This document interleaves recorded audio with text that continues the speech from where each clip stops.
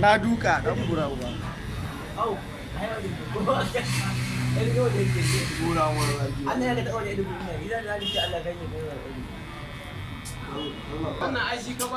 In ya kasance kana kallo na ai a samu matsala a ato a ida ma bai halatta in hasko ka ba kai trending.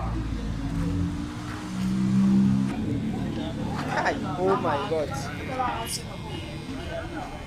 Dan kara mai wannan abin